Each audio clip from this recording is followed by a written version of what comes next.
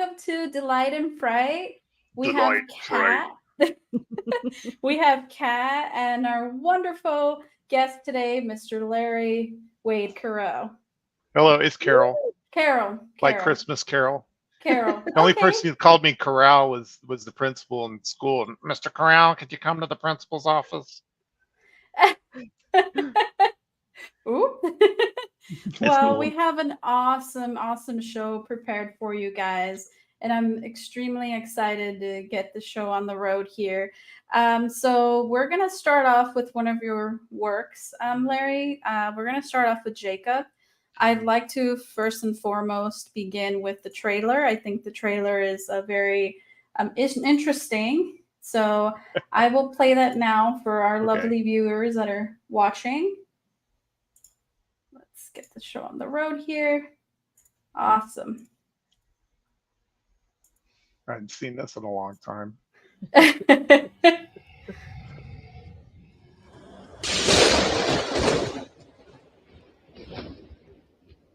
I'm nervous.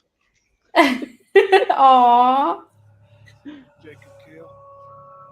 His eyes were black and lifeless. Jacob! The older that boy gets, the bigger he gets, and the stronger he gets. One of these days, that boy's going to go too far and he ain't going to be able to turn back. Jacob! Billy, I found Sissy!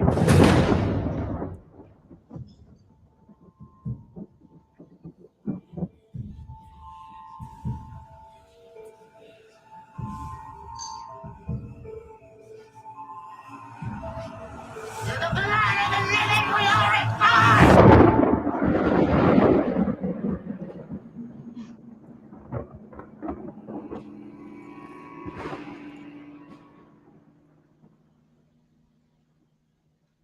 Woo! The Awesome. Wayback Machine. Yes. And I do want to say 2011. hi to our friend John, who just messaged me and said, "Hi, Luna. Hi, John." Nice. Wow, that was kind of intense. First and foremost, I do want to ask you, Larry. You played an awesome role in this one. I was curious how you did some because you played two characters as well as directed this.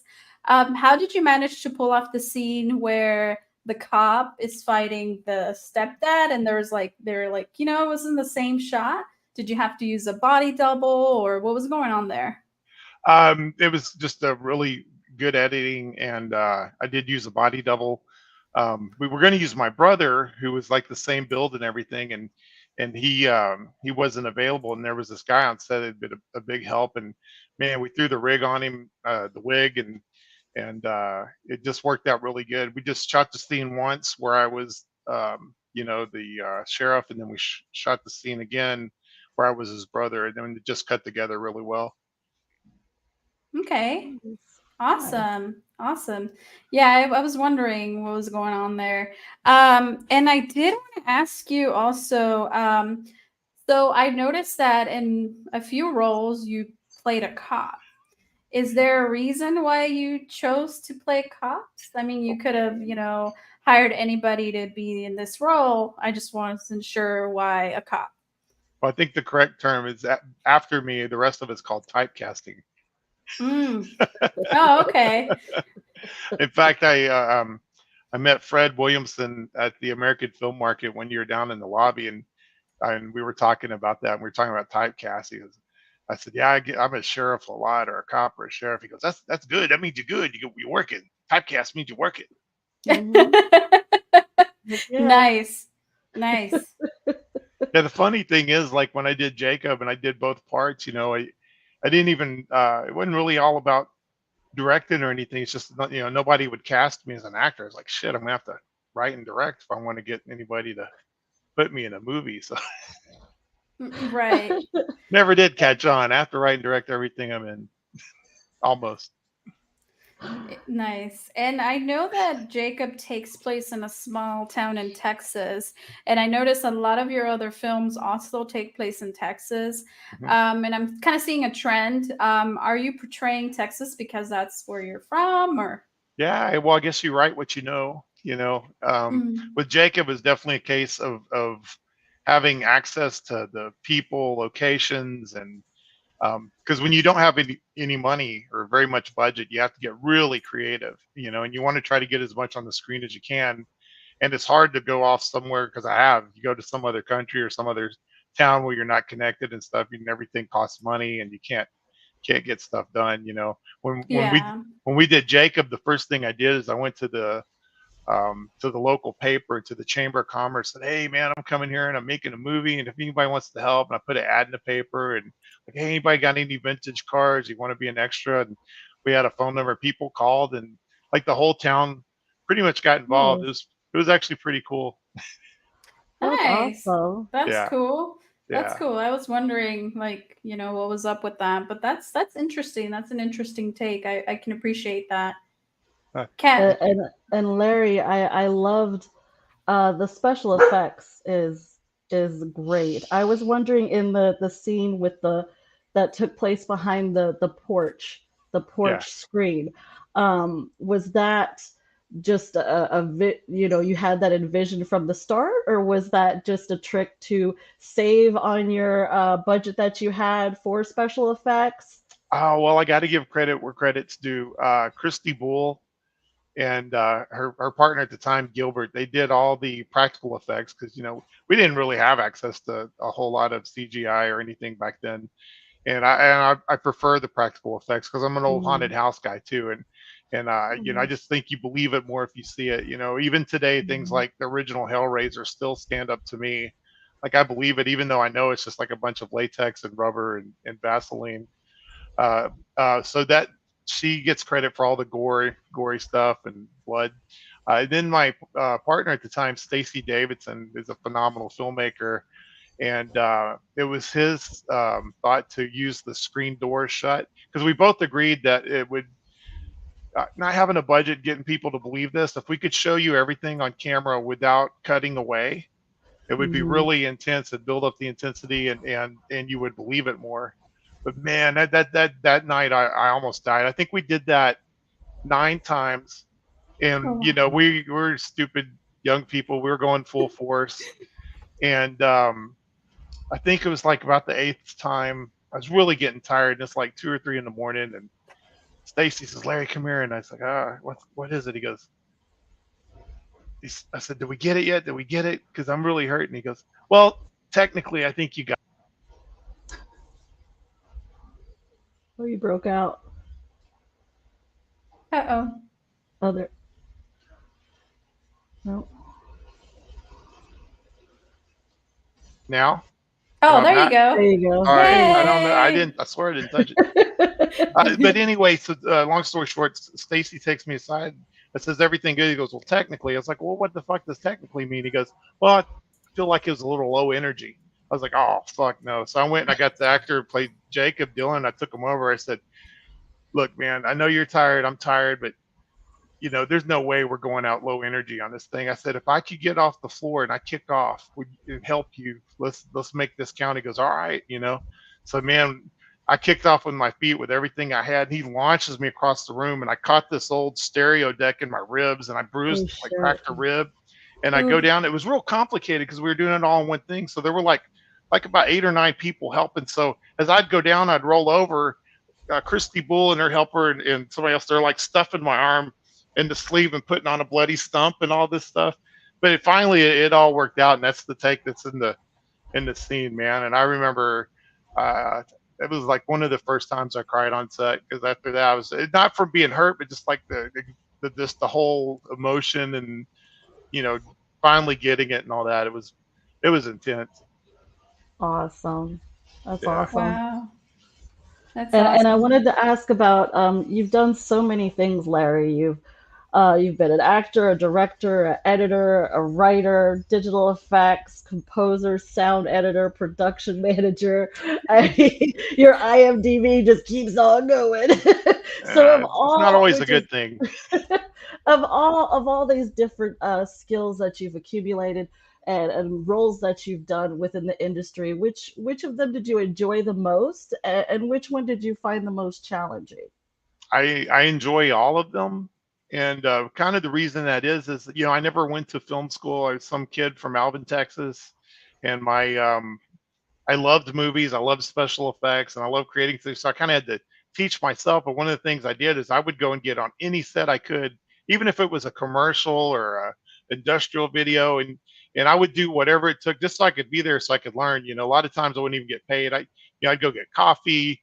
But eventually I learned to do every job on the set, which served me well later. Because then you can just Mm. if somebody's not doing right, you just don't fuck off and then take the boom away and do it yourself. So you can get True. what you want.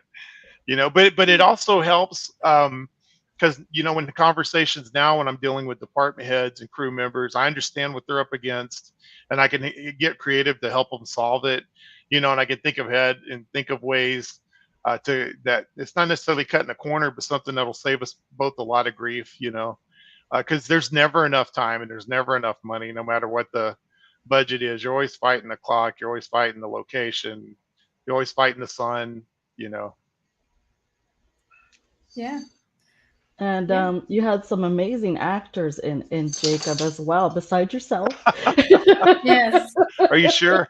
Doing the double, triple roles of directing Yeah. and everything. There was one guy. I don't know. He had put up a website review of Jacob, and he devoted a whole page to me, and he had this collage of some of the other actors, but mostly of me, and he compared my acting to that of a badly drawn Looney Tunes character, and he caught me like in between, like where your face is all contorted, Oh and I gosh, seen it. I just logged on, commented, "That's fair." that's great.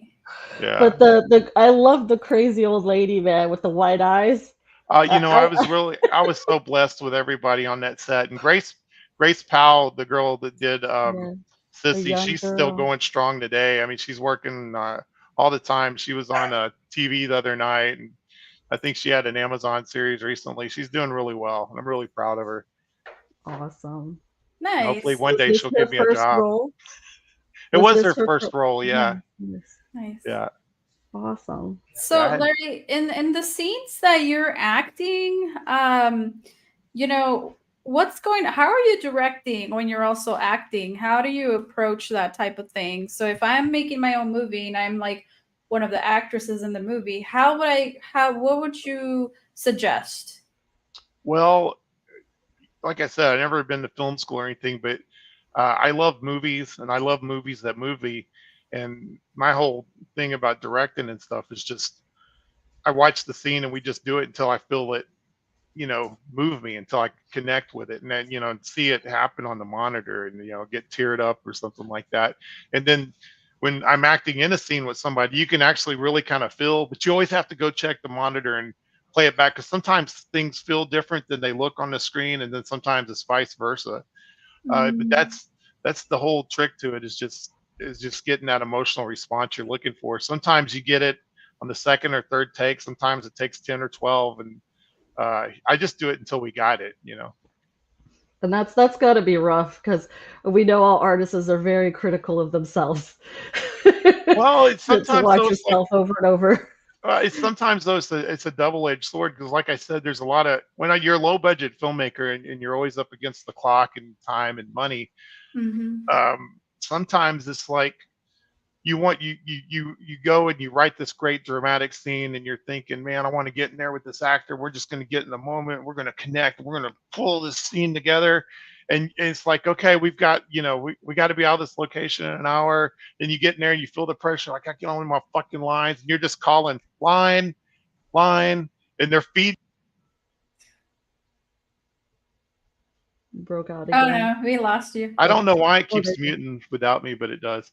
But anyway, yeah. So sometimes the magic of it's kind of gone. I remember as I got to start working with some of my heroes and some name actors, and I had these grandiose fantasies that we would get on set and connect and do these big romantic, acting things. And you get on, and they say, all right, here's what I'm going to do for you, Larry. You just run the camera, and I'll say the line 4 or 5 different times, and I'll give you angry, and I'll get this and that, and then we'll call it a day. We'll go home. We'll go get some drinks.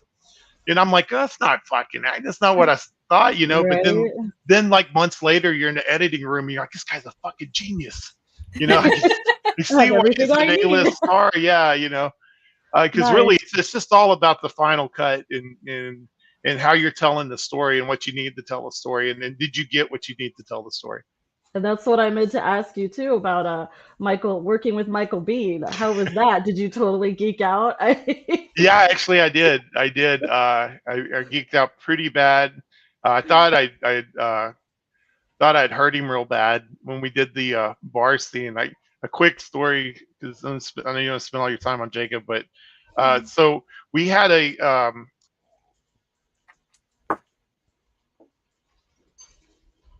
okay, sorry, I don't know what's going on with that, but so we had a guy make us these breakaway bottles. Okay, the candy glass, so that when you smash somebody in the head, it looks like it's a real bottle and it smashes, but it's not. And we're in Texas; it's super hot, so he didn't want them to melt. So he takes them and he puts them in dry ice in a No. cooler. So we go do the scene, and we didn't test one. Mike's like, nah, fuck it, let's go. And so we go, and the poor girl, she takes takes the beer bottle full force, smashes Michael Bean on the head, and like blood gushes out. And then it's just like real quiet, and you can hear Jennifer, his wife's looking out like, ah! She like turned into like the Exorcist, like coming at me like this, and I'm just like start crying. I'm like, oh, you came to help me in my movie, and now I busted your fucking head open, and man, I was all upset, but Michael's like, oh, fuck it, come on, it's blood, it's good, let's go, and we just, we finished the night. But even like the next day, I went to pick them up, and we're going to the airport or something, and we're going. No, we had another day, and I went and picked him up. We're driving to set. I just almost couldn't stop. I was so emotional, crying, and he goes, Larry, you cry one more fucking time, I'm gonna go home, and I'm not gonna finish your fucking movie. Oh God. Yeah. It's okay to curse on here? I should have asked. Yeah. Okay. Yeah. We're not PC. Use Yeah. whatever cool. language. We're a couple of dirty girls. Yeah. Yeah. We're naughty. Well, I mean, we all met at Texas Frightmare, and what happens at Texas Frightmare stays at Texas Frightmare. Yeah, absolutely. All right. And I was curious. So I did ask about Texas. Now, was there the scene that you filmed? I'm trying to the end, right? Where of Jacob, where the kid is, he's like looks back, and then there's like, ooh, Yeah. That was a really nice shot. I don't know what was so captivating about it, but just the cop and everything. And I gotta say, the prosthetics they put on your face to make you look old really, really were a nice touch. It's like you aged like 20 years or 30 years or something crazy. Yeah. Some great wrinklage. It was great. Well, once wrinklage. again, Christy Bull, I give all the credit to her. She did a wonderful job, and it was very convincing. We stopped off at Luby's after that, and I had a senior discount. So it worked pretty well. Nice. You got to test out the makeup in the real world, right? And you could tell the heat in some scenes. The heat was starting to get to things, but it still looked very good. Sorry. So I'm sorry. Now the mute thing got me. Oh, you might have a ghost in there. There's a ghost in there. Yeah, this is my wife loaned me her rig for this. I don't usually have to do a whole lot of this, but I wanted to sound good. Oh, we appreciate that. Yeah, but Jacob, that last scene, it was that house, the haunted house we had. That house was like that, the ad we put in the paper. Wow. We were looking for some like location, and this guy's like, I'm my cow pasture. I got this whole house is falling apart. And we went out there. That's the way we found it. Oh, wow. I mean, it's just like the movie guys just smile upon you and say, here's this. Yeah, that was Yeah. one fucked up looking house. Yeah, and then Damn. the cop cars, the cops there, actually they, we had to deal with them. They would come out and they let us use the cop cars, and that Nice. day actually it's funny because he got a call and he had to go, and he just left me there with the cop car. So don't go riding around this thing. Just do your stuff, and then I'll be back. Oh, you're So, like, okay. yeah, I did what he said. I appreciated the help. So Yeah, yeah, you don't want to Did they let you use uniforms as well? no, we had our own uniforms and everything. And yeah. That was very gracious of them to provide you the squad car because I know they take care of that with the Yeah, well, tight grip. I think I was one of the first film crews to come through there. Well, no, I can't say that because the first one was Steven Spielberg went through there when he did Sugarland Express, was shot in Rosenberg and Richmond. Ah, Yeah, so so maybe I got some love from his experience there. so all of it was filmed in Richmond, Texas. I believe Rosenberg and Richmond down in that area. What about Jacob? Jacob was all filmed down there in Rosenberg and Richmondburg, and then we had Bob Willem's studio, Champion Studios in Houston. We used his sound stage because for the interiors and the sets. Uh, the exteriors we did all on location. Anytime we were like inside the Kell house, that was on the studio. Oh, awesome, Yeah. awesome. Well, next up, Yep. we want to Next, discuss girl, Girl next. Next. Oh, That was yeah. completely fun, Wow. And now torturous, for something awesome. completely different. Yes. Mind blown. So my first and foremost thought was when I watched the trailer and everything else, two main questions that I had. Okay. In the trailer, there's a part where the guy says, "This is your quantum moment," right? Is that because of the quantum? Did you already have a sequel in mind?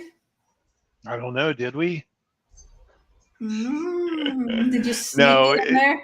No. That was actually that was in the script. The script came from Zeffy Daniel, my partner in Crazed House, one of the best writers I've ever encountered in my entire life. He wrote Society, he wrote Bride of Reanimator, he wrote that novel right there, the novelization of Girl Next. Mhm. And when I had the opportunity to work with him, and he sent me the script, I was like, man, I feel like I've been given a script that's like out of that time period of the video nasties, like out of the time of Reanimator, in those movies that we love, but nobody had ever seen or heard of it. And then also it was modern. It dealt with like human trafficking and things that Mhm. were very hot topics at the time. And man, I mean, it's his writing's incredible. And my approach to it was I didn't want to change a word of it. And it was so wild and it was so crazy. What I thought would be the best way to do is approach it with the audience as if we're just a fly on the wall and we're just experiencing these things and we're just learning these things just from hanging out with these people. It's like we went out and spent a day at that house, a couple of days, and just followed these people around. And that's what I did. We we had a worldwide casting search to get the perfect Heinrich, to get the perfect Lorian. I mean, everybody fought for the roles and got them. Misha, Paula Marcinaro, who's amazing. Happy birthday, Paula! If you see this, Yes, happy yes, it's her birthday. birthday. Woo! Fantastic actress. I tried to get her on the show today. That would have been great. Yeah, And I'm she's sure like, she's busy. sorry. She's like, sorry, I would, but I'm celebrating my birthday. I'm like, oh, happy birthday. So you should, Paula. Good for you. Yes. Yeah, but and like I said, we just do it and just try to get it honest. And I had a lot of conversations with Zeph about who these people were and what they're thinking. And they're horrible, despicable people doing terrible things, but they're also just humans and they're just flawed. And like, Misa gets abused really bad. She gets abused by Heinrich. He's so mean to her. And then she just turns around, goes upstairs and does it to the Sophia dolls. Gives it right to him. It's like you can understand that. Like it's not right, and I'm not condoning it, but you can actually start to feel for these despicable people, and that's what I thought would be the interest. Yeah. But to make audiences care for these despicable people, so like when they die, like, oh, I kind of like that asshole. Did you Yeah. have the trailer for this one, Luna? I showed it yesterday, so I didn't have it Oh, ready no because we worries. did like a deep dive on it. I can show it if you'd Oh, like. that's cool. You can catch it on Tubi for free. It's on Amazon. It's everywhere. You can torrent it. It's torrented all around the world. It's very controversial. People either love it or they hate it. And I knew it Mhm. was going to be that way. And Zeph and I talked about it, and I was like, "That's the best kind of movies." You Yeah. know? Right. And as Yeah. soon as I finished it, I wanted to rewatch it because there was just so many different things that I knew I didn't catch all at once. Luckily, I had this, so this did help me Ne- out to Next really get level. from point A to Z pretty quickly. Yeah, Yeah. what's amazing is I directed the movie and was there. I'm even in the movie, and then Zeph wrote that novel, and I read the novel, and I learned all this stuff that I had no clue. And it's like my Jethro Bodine sheriff became like this ex-military, like really sharp guy. I'm like, Yeah. Right. yeah. So in just this one movie, like I see Dollhouse, The Matrix, Jacob's Ladder, Lawnmower Man, Philadelphia Experiment, Black Widow. That's all interwebbed with it, without Well, giving any yeah, spoilers to anyone. But it's just those themes and ideas are definitely resonate within that film. have to give all the credit to Zeph though, and Zeph was doing this stuff Awesome. before a lot of those things, Hmm. before Dollhouse and some of these. Because I'm with you, I see those. Well, maybe it comes from my influence on the visual side of it, but um, Zeph is really deep in that world, and just did a documentary about his life, which will explain a lot why. But that's his stuff, man. That's like Stephen Johnston is a writer we know, and he got a copy of Girl Next, and he read it, and he goes, "Well, I can definitely tell the guy that wrote Society wrote this." You know, Yeah. it's a great compliment. On IMDb, it does say when you're reading the little I don't know, synapse, whatever it's called, it says that, based on true events. And I'm like, what are true events? Like, what part of it is the true event? That's what left me curious. Just the human trafficking aspect of it, or Yeah, the pretty much the fact that we did go out there and we did film it and made a movie. oh, oh, okay. I was No, like, what? it's the part about people getting the human trafficking part is very real. But those characters are totally, Heinrich and the what happens in the programming and all that stuff is our addition to the true life part. Okay, I was like, oh, I thought maybe some weird ranch stuff was going on in Texas, and I'm like, is there There is something weird you? shit going on in Texas. I'll assure you that right this moment, things you don't even want to know about are going on all over the world. Sadly, So Wow. there's crazy shit. It always. now the ranch scene, right, where they're burning through the ranch and all that. Is there a reason why you chose a ranch as opposed to like a suburban neighborhood, or is it just Uh, because it's easy to access, or that's something that No, you wanted? actually, we had a producer that had worked with Zeph a lot early in the production of Girl Next, Mike Muskow, and he had access to this house. And he went out there on a location scout, took all these pictures. It was a great property, and he gave them to Zeph. And Zeph, when he was still writing the script, actually wrote to that location. Oh, So, nice. so it Oh. really worked out very, very well. Yeah, yeah. There's things when you're trying to put together a small budget movie that can help you, like obviously the one location or lower locations, small number of actors, um, and if you know these things and you can work them into your script, you can use them to your advantage. Yeah, that makes sense. No, I found it fascinating personally, the use that of the translucent blue color for like the vials and then the tubes that he had on himself. Is there a reason why you pick like a translucent blue color to be like a little, I don't know, some sort of? It was in the script once again. All credit to Zeph, and Okay. he called it Aqua Velva, Aquavella. and at that time it was just a drug that Heinrich was using, and Heinrich was on a mission to become omnipotent. He wanted to be a god, and he wanted to be the clown head floating around, and he was trying to get there. He was trying to get higher and higher, and to achieve the ultimate goal, to make the ultimate Sophia doll.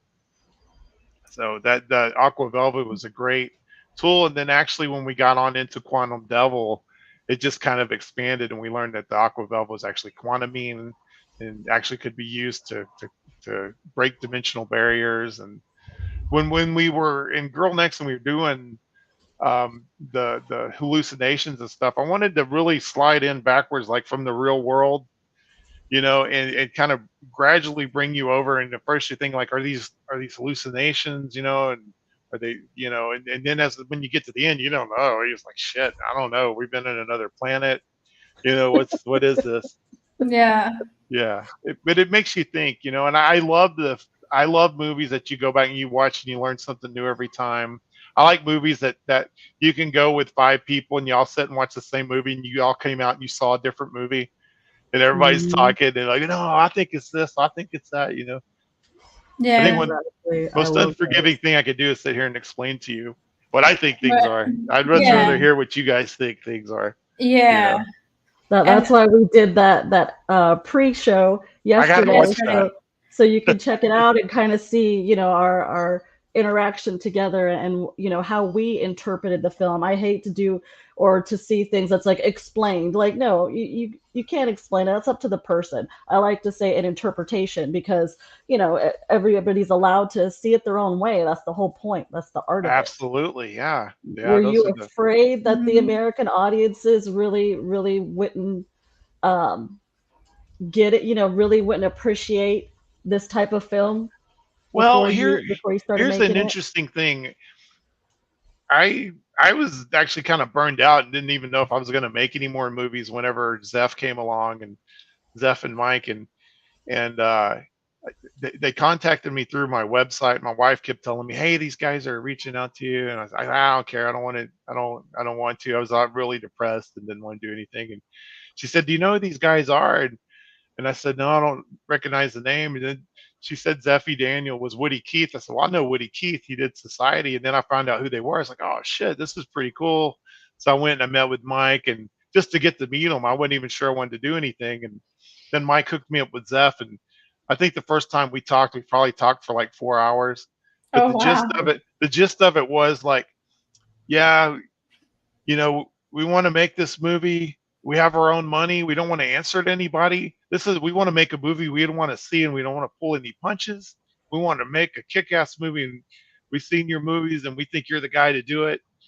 And I was like, oh, if you believe in me that much, let me roll up my sleeves, and then we just Awesome. hit the ground running, and I did my best to deliver, what they had in mind for the script and what Zeph had in mind ultimately, and I really am really proud of it. And I know that people either hate it or they love it.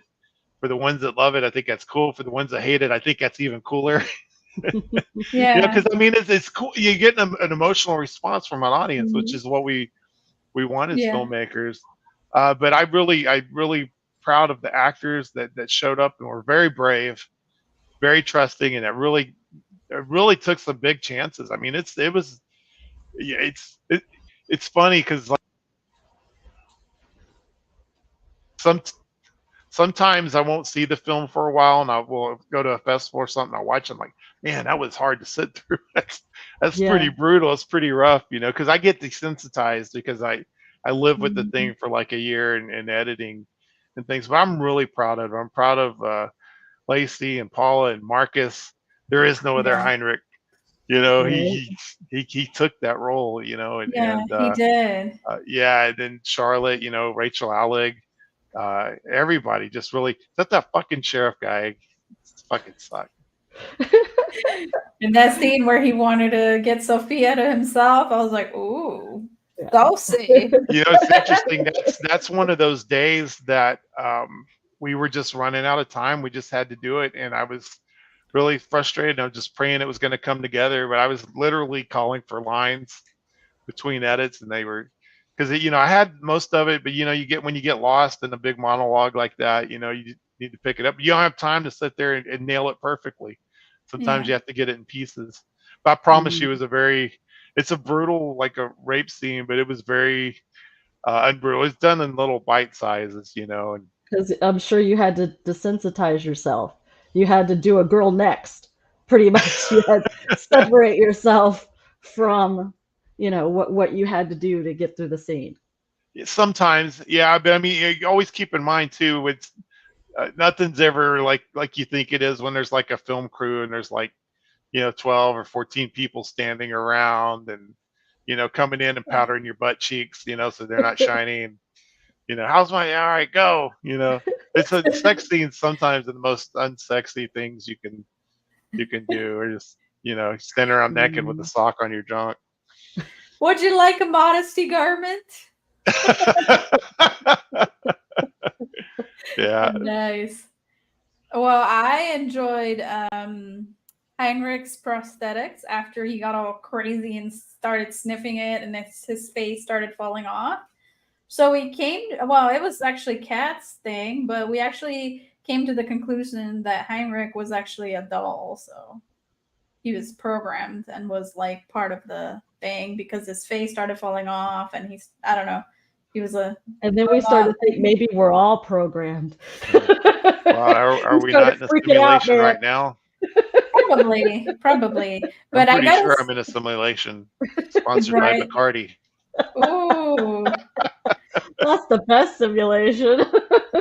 So what was the makeup prosthetic process like for that scene where he started sniffing all the stuff and then they started stapling his face and then it started like coming off? That was pretty interesting.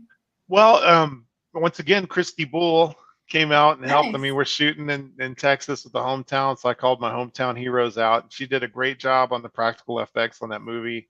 The thing about Heinrich is, you notice he starts out and he's breathing it. It's like turning the liquid into gas. He has to have this Mhm. apparatus because you Yeah. learn later on in other movies that it's very corrosive. But finally he gets to the point where he's like he's not getting enough, and he just starts mainlining it, just starts sticking it, directly Yeah. drinking it and stuff. So it's eating him away like from the inside. Ah. Yeah, and what's actually happening is like his skin's just sitting there, but the inside underneath you can't see is just corroding and eventually just starts falling off. And he's like, Misha needs to piece him back together.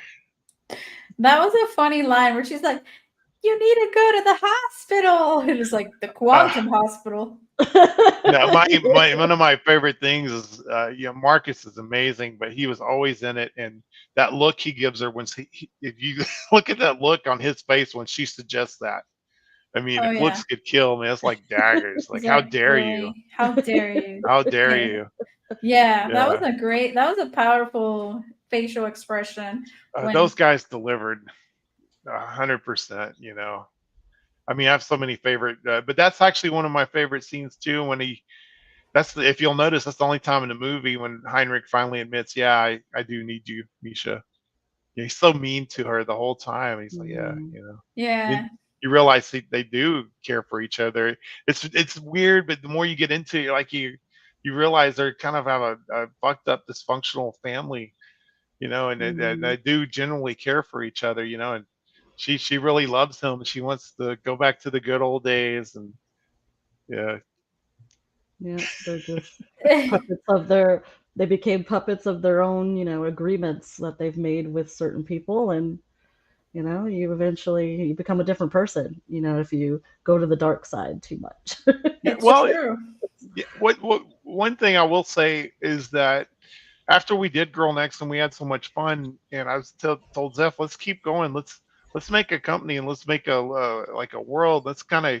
I had this concept. Let's connect these kind of movies and things. And I don't think you should ever explain anything all the way to anybody. Like in a Mhm. movie. I think audiences are smart and they can make up their own minds. But I thought, how cool if you keep watching the Crazed House movies and you pick up these little clues and these characters show up reoccurring, and you learn a little bit more if you keep going deeper into Mhm. it. And Mhm. so far, it was very well received. I got tremendous feedback. The Quantum Devil will come out in October from 1091 and Screen Media.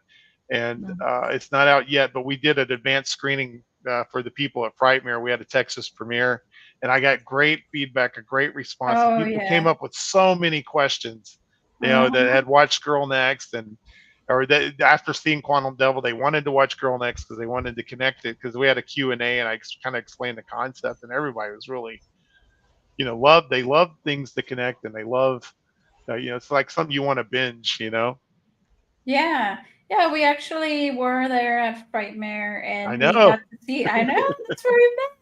Yeah. So we got to see the Quantum Devil in out of all of the movies that were showcased. That was probably my favorite because Oh, thank you. it was like so many things that I love. It had horror elements, it had like sci-fi elements, it had everything, and it was just beautifully It had intertwined. sexiness. You're all about that Yeah. Well, sexiness. we love some sexy, don't we? Who doesn't Yeah. love the sexy? Yep, yep. I And like to I take the sexy and twist it where unexpectedly it's not sexy. And you're like, oh, Right? Oops. that scene where you got bit, the oh, scene back with in Girl the Next. Yeah, yeah, so that was gonna be a sexy scene, and then it turned Mm. into a gore fest. So that was cool. yeah. Well, I mean,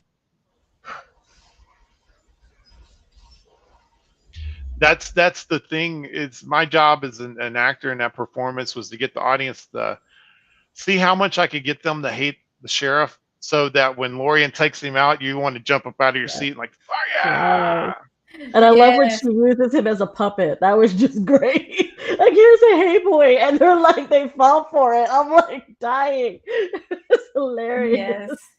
yes. yeah. I mean, that's that stuff is really challenging to shoot. I'm glad it worked. It works in the movie, and of course, Hmm. there's so many things I wish I could have done. But I really, Girl Next was the first time. It was the closest I'd ever gotten to the vision I had in my head. Finally realized on the screen. I had such grandiose things I wanted to do, and Jacob, and like even She Rises, and the other films I had done before. But you just always are constrained by time and money and so many limitations. Yeah. Eh, I have a question for you, Larry. You also played a main role in this one. You played the cop. What are some of the challenges that you face in this film while you were acting and filming it at the same time? Did you come across anything that was like a bit challenging?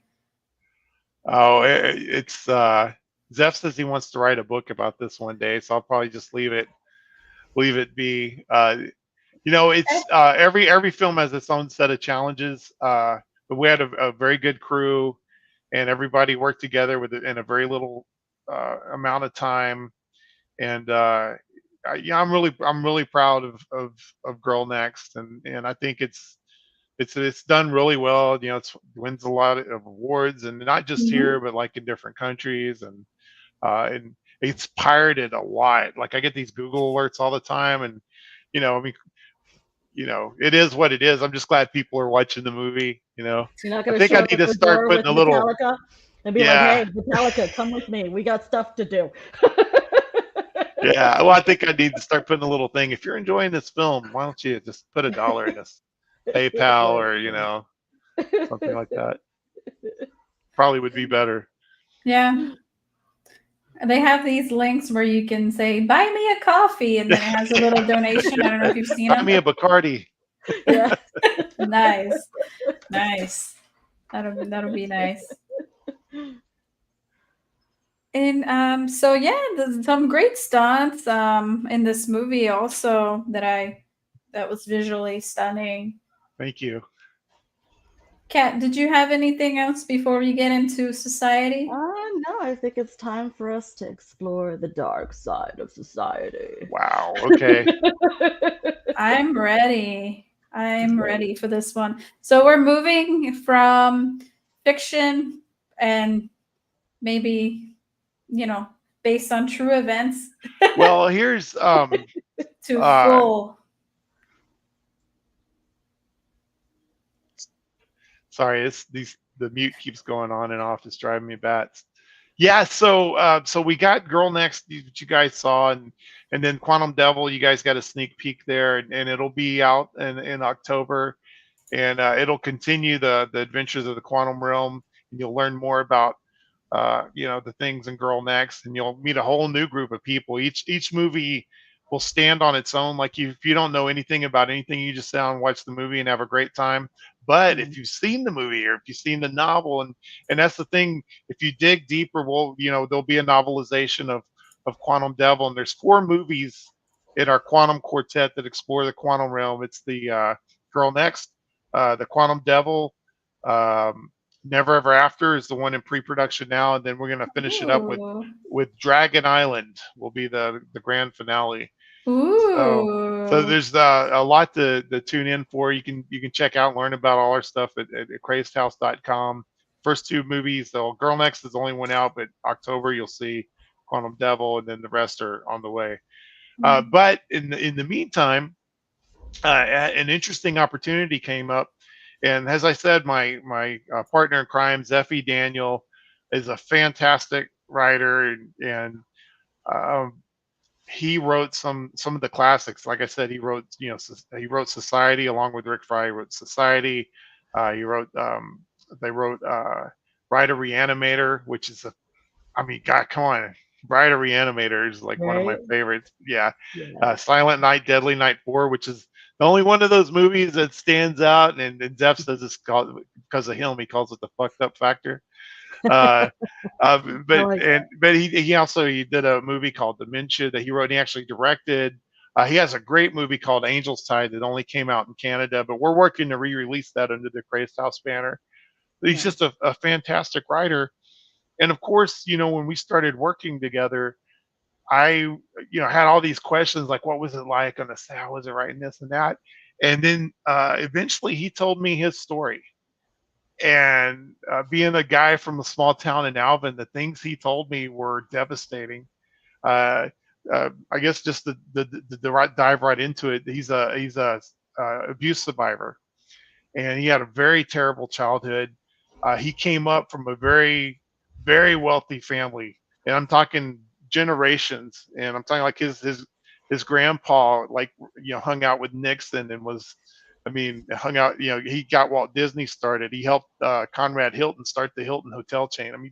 Deep, old school money, and so we did a documentary, and it does tell about how we got Society and how we got that script, but also where that script came from. I don't want to give too much away. The movie's going to have its world premiere, the documentary, in London at the UK Fright Fest, which is amazing, and we're so stoked about that. So I don't want to give too much away. But I'm shortly after that, I'm sure it has a few more festivals to do, and then it'll probably wind up somewhere, pretty quickly, like on TV and stuff. Like you won't have to wait like you do with the other Crazed House movies. It'll be, somewhere where you can see it. Nice. I do have the official trailer for this one. Yeah. Feel free to roll that beautiful B-roll footage, please. Yay!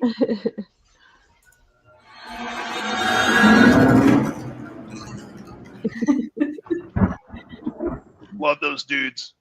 Yeah, they're pretty cool. Don't get too hot. Society really, I guess, embodies that basic paranoid archetype.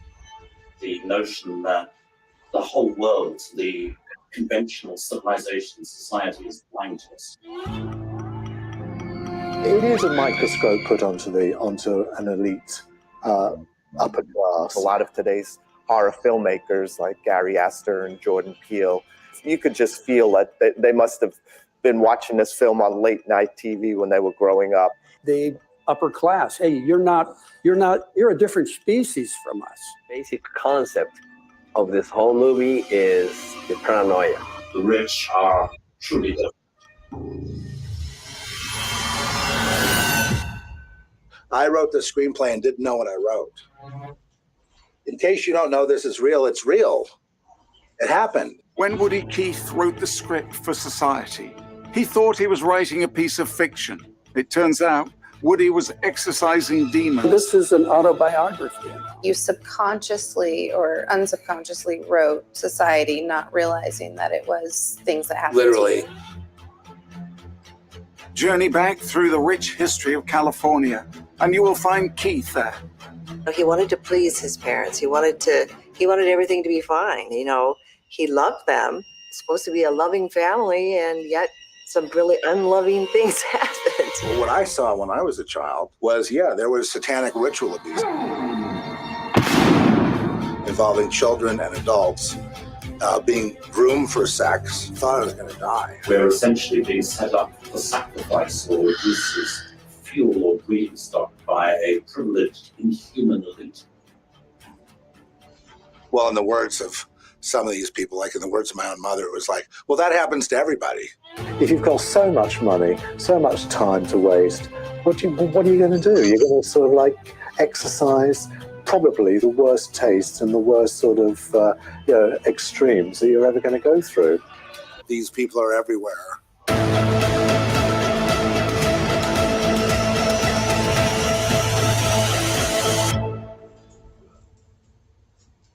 Everyone knows that story is real. Nice. Ooh. So Larry, if you were in a situation such as that, let's say you already own this world, right? You could, since you're a little baby, you were traveling abroad, and all of that's just no big deal. If you're gonna lash out and be rebellious, in the same situation, if you were one of the haves versus the have-nots, what do you think you'd end up getting up to?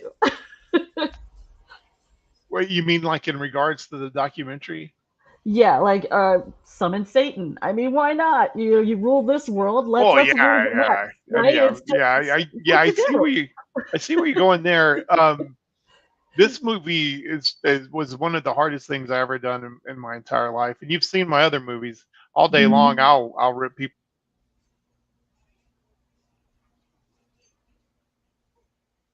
All day long, I'll rip people's arms out of their sockets and decapitate people and giggle my ass off, But when it's real, it's different. And being somebody that I know and I care for, I mean, I had these nightmares about these things that I knew that had happened to him. And the interesting thing about the documentary is it is how about the script for society came into being, but to understand that these things that we oohed and awed and you take out the blood sacrifice and replace it with the shunting and throw in the rubber and it's cool and stuff, but when you learn that came from a real place of real hurt, and it just changes everything, knowing Zeph and knowing what he had to overcome, and you hear that dialogue and that sharp satire and that sick, this the way he gets back at the upper class and high society. I mean, that's, if it didn't come from a place that's thing, it wouldn't be as good as it is. He knows right what you know. Mm-hmm. It's right what you know, and Did he you have does. a lot of doors slammed in your face while trying to do research for something like this? I mean, did you get to interview any of the elites, or did they not even? No, well, I mean, there was a couple of times I was wondering if I was gonna somebody have a hit out for me or something. I start watching over my shoulder, but it was a fine line and just trying to find a respectful and tasteful way to address. I mean, and ultimately it's Zeph's family and it's his heritage, and to tell his truth. And I'm really hoping it's that this is a healing for him and for other people that have abuse survivors, that they'll know that somebody else went through it and made something of themselves and came through. I mean, by no means would I say he's like 100% healed, but he takes his pain and he turns it into Society and Bride of Reanimator and Girl Next, and all these things we're doing today. And it's I mean, that's just that's a huge success story. I mean, at the end, it's kind of like he has the victory in a way, He's extremely resilient, and that's a testament to itself. I mean, we all strive to be, to be able to bounce back from insanity like that. Yeah. Sometimes the insanity is the real world. I think a lot of people will be surprised. They're probably going to go in thinking it's a puff piece about what things happen behind the set, on the scenes, kind of your usual behind the scenes things, but there's so much things to learn there. I mean, people are going to be pretty shocked. Yeah. Nice. Yeah, It's not behind the scenes, it's behind the person. exactly. You got it. You hit the perfect. I'm going to steal that and put it on the poster. Okay. Okay. No royalties needed. Just send them our link. About a cameo in the upcoming But Crazy I House mean, film. it's, We'll see what I can do. I Yeah. think it's a good, it's very a timely piece now, considering, I'm not going to get political, but the haves and the have-nots are more at odds now than they've ever been, right? And we can Absolutely. kind of feel that there's something on the cusp. I mean, I'm a big Ancient Aliens fan, and now we have people coming out and saying that, yeah, we've been taking technology from aliens for years now, and the people that got access to these things in most cases were the powerful, the elite, the haves. So have you do you kind of feel that as well, that this is just a good time to shine a light on that, and people will be hopefully more susceptible to it? Funny thing about Zeph and his writing is he's always like way ahead of his time.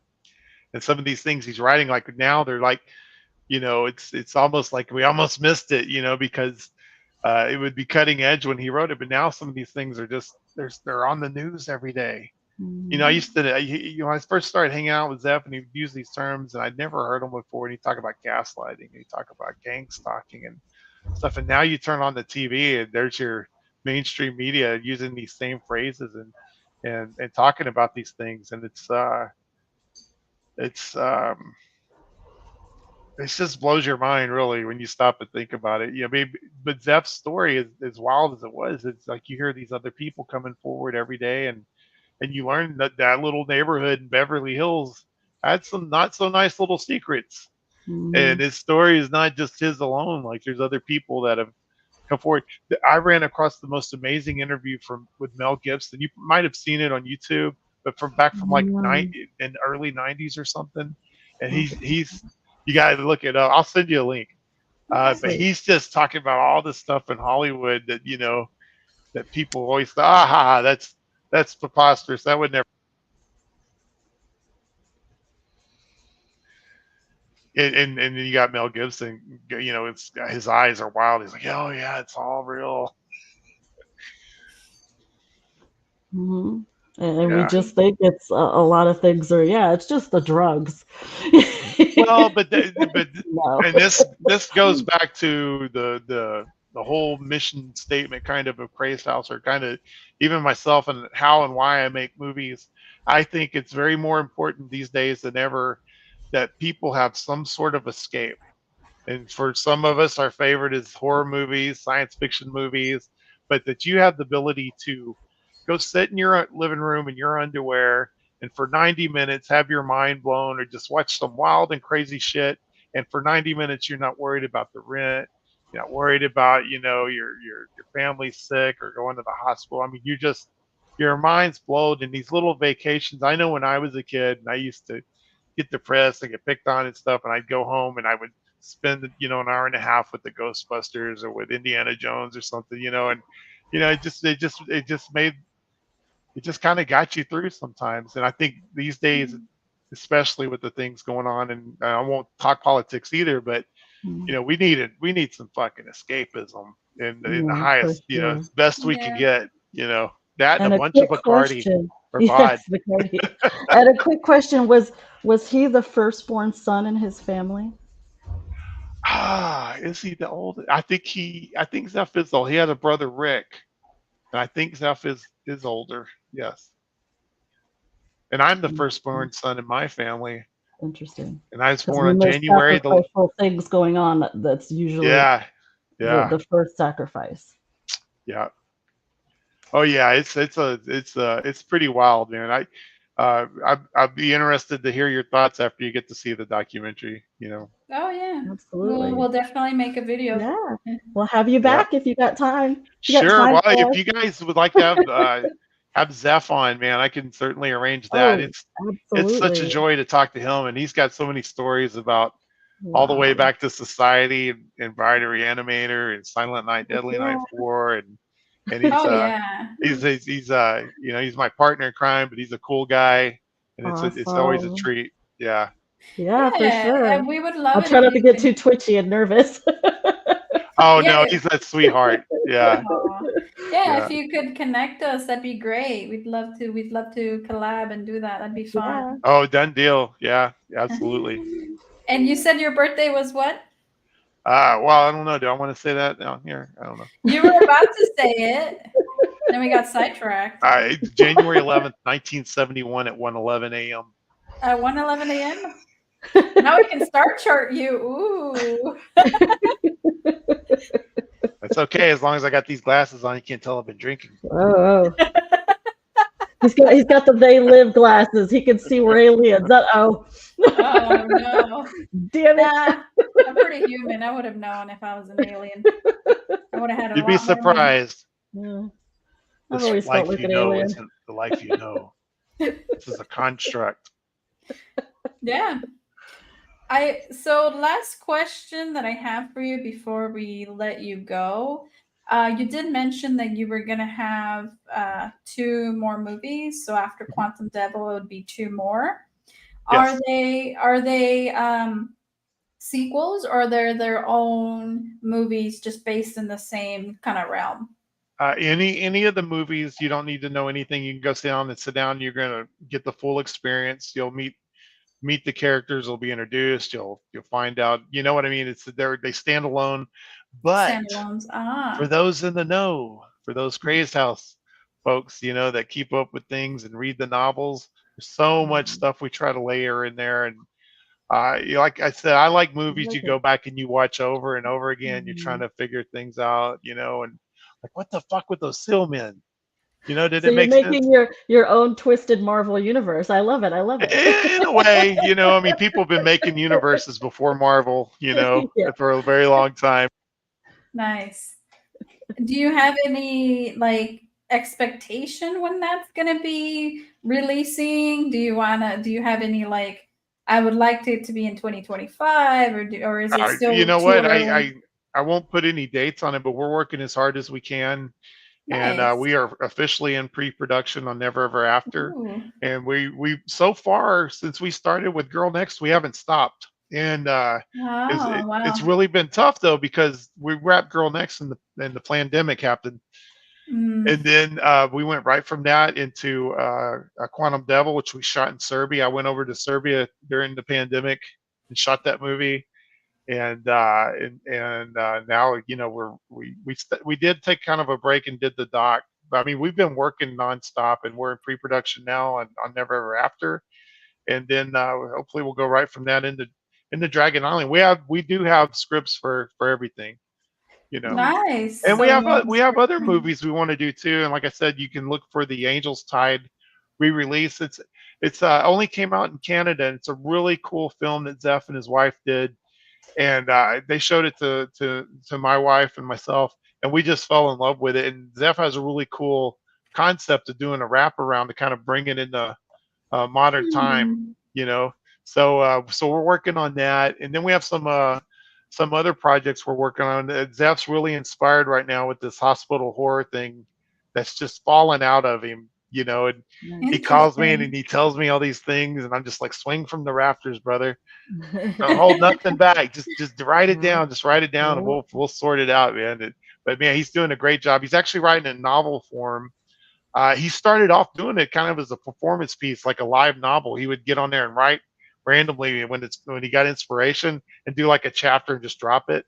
And then like the following, developed, and they were all following, and then he got it going real good, and he took it off. He took it off. He says, we're gonna put this in a book, But it's cool, it's kind of cool that things like that happen. Yeah, well, we're definitely looking forward to that. And hey, if you need a cameo, I actually have an acting degree. Well, you don't need no degree to act with me, sugar. I ain't got one.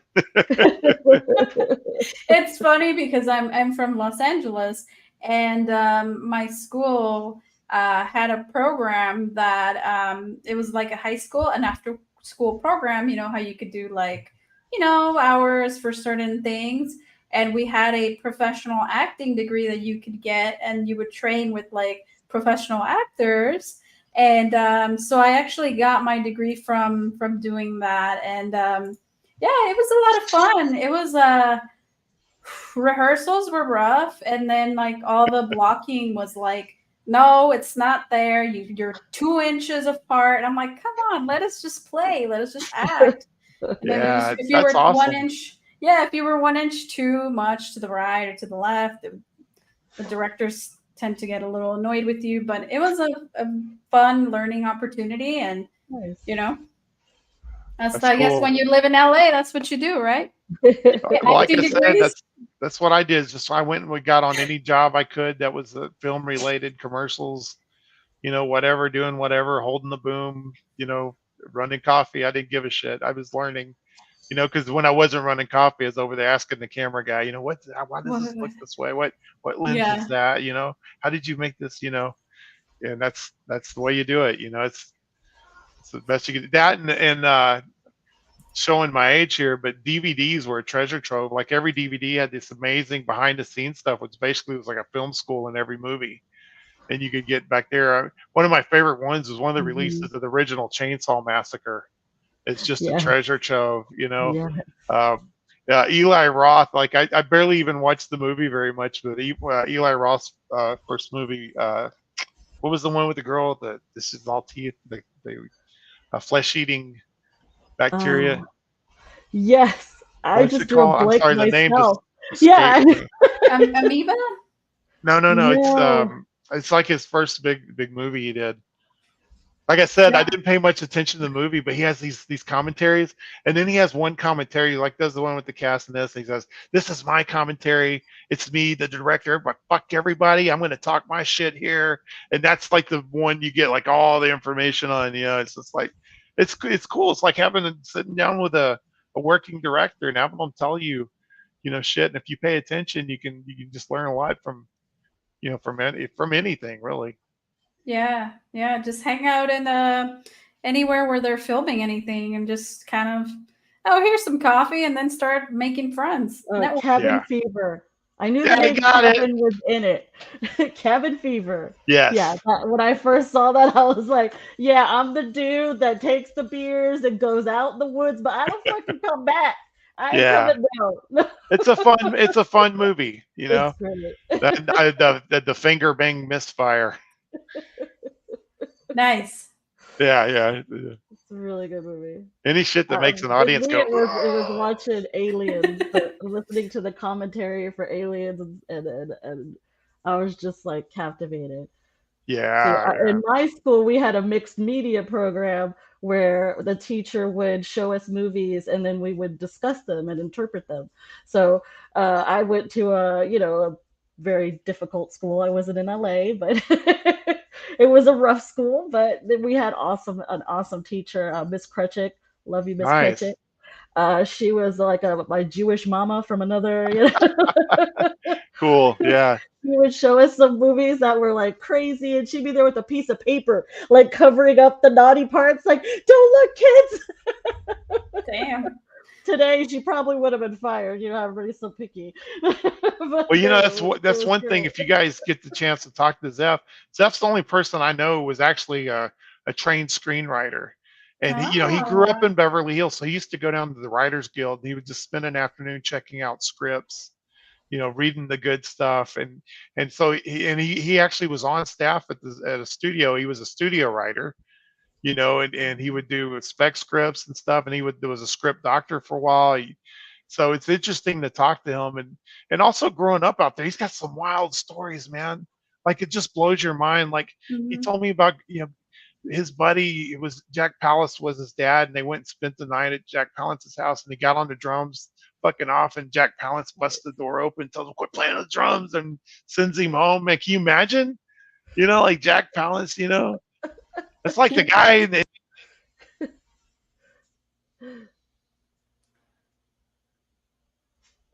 We lost you. No. Sorry, I don't know what the deal is. So you said it was the guy with the drums. Yeah, but Kicking you. Jack Palance kicked him out and made him go home in the middle of the night for playing the drums too loud. But when you think about like Jack Palance from like City Slickers or like Batman, with Jack, Nicholson, you are my number one guy. I can just see him picking a little Zeph up. You are going fucking home, That was actually the first VHS tape that we got with Me Batman. too. So In 1989. Yes, nonstop. Well, we knew every freaking word. Yeah. Oh yeah, that was the first, and it was like $80 back then. Yes, it was Yeah. crazy. You know what's funny is like my video nasties would fuck up my VCR and it would get scratchy, and I would play Batman, would clean it up. Nice. Nice. Yeah. Life Take hack. it apart and clean the heads with some alcohol. Yeah. Back in the day, you could do that. Now, if something breaks, then you're done. Like, don't even Yeah. try. Getting your Nintendo cartridges and The millennials have no idea what we're talking about. left, right, BA, start. The pencil and then trying to, Yeah. sticking it through the cassette tape. Come Yeah. on, You know what? stupid I'd thing. rather grown up back then than today, and having a cell phone. Everybody know where I'm at every hour of the day, and couldn't get in any kind of trouble. Any mischievous shit that I enjoyed. The worst thing you could do back then is have a beeper, and then they just beep you, and you're just like, "Hey, I don't have a payphone. I can't go call them." They'll Good beep you, stuff. but And you're like, all the crazy shit we did in the past is in the past. People don't have evidence. It's not on the internet. Well, my first cell phone was in a suitcase, and then I graduated to the brick like in Scream. I mean, I've been Oh, did the whole gosh. thing. Yeah, nice. good stuff. And then the kids, they started getting the sidekicks, would like flip over and have that like big ass keyboard, and then they'd be like, "Ooh, all cool," and then flip it. Yeah. That was Yeah. very high tech for those days. Extremely high Yeah, tech. I would actually like to have a phone that's just a phone and doesn't have any internet on it. Yeah, just like the Nokia, the one with the I green love the screen. keyboards for those old sidekicks, though. I like those keyboards. Yeah. No, they're Knew it, cool. so you weren't hitting the wrong button. You knew it. Yeah. I can Social rock media too. the BlackBerry to still. So Oh yeah, the pink or remember the chocolate phones? yeah. The pink chocolate and all the chocolates. Oh yeah. Awesome. Well, Larry, it's been such a pleasure. If you could Yes. get us connected with your buddy, that'd be amazing. We'd love to do something with them. He's such an amazing guy, and we'd love to discuss some of his work. Consider it done, and I could probably arrange for you guys to see the documentary before you talk to him. If you guys want. Yeah. But I would like to say.